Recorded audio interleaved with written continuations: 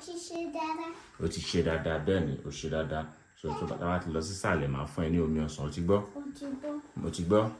Omi ọsàn mélòó ló fẹ́? Ẹyọ kan. Báwo ló ṣe máa sọ? Ẹyọ kan. Mo fẹ́. Mo fẹ́.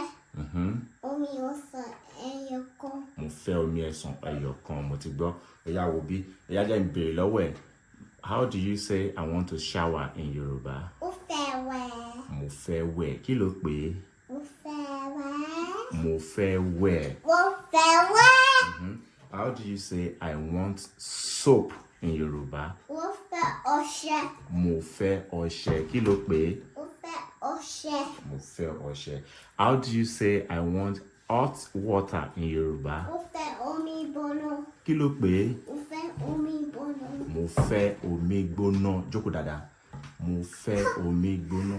How do you say I want cold water in Yoruba? Mo fẹ́ omi tútù. Wo bí báyìí. Jókòó dáadáa. Kí ló pè é? Mo fẹ́ omi tútù. Wo bí, wojú bàbá. Wojú bàbá. Wo bí. Kí ló pè é? How do you say I want cold water in Yoruba? Mo fẹ́ omi tútù. Mo fẹ́ omi tútù. Mo fẹ́ omi tútù. Mo fẹ́ omi tútù. How do you say I want to brush my mouth in Yoruba? Mo fẹ́ fẹ́nu ẹyin mi. Mo fẹ́ fọ ẹnu mi. Mo fẹ́ fẹ́nu mi. Mo fẹ́ fẹnu mi. Mo fẹ́ fẹ́nu mi. Ó yá wo bí, wo bí, wo bí. Mo fẹ́ fọ ẹnu mi. Mo fẹ́ fẹ́nu mi. How do you say I want to cook in Yoruba? Mo fẹ́ ṣe oúnjẹ. Mo fẹ́ ṣe oúnjẹ. Ṣe oúnjẹ. Ó yá jókòó. Kí ló pè é? Mo fẹ́ ṣe oúnjẹ. Mo fẹ́ ṣe oúnjẹ. Pàtàkì fúnra ẹ̀. Ó yá pàtàkì fúnra ẹ̀. Pàtàkì fúnra ẹ̀. Òkú àìgbàgbé. Ó kì í gbàgbé nǹkan. Pàtàkì fúnra ẹ̀ dáadáa. Mo nífẹ̀ẹ́ o. Jókòó.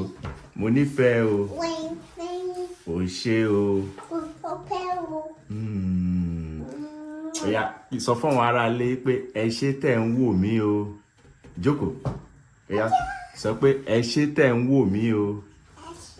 Tẹ́ ń wò mí o. Mo ní o. Sọ pé ẹ ṣé Ẹ̀ṣẹ̀. tẹ́ ń wò mí. Tẹ̀ wò mí. Tẹ́ ń wo. Jókòó. Tẹ̀ ń wo wò àwọn àwọn fọ́nrán mi.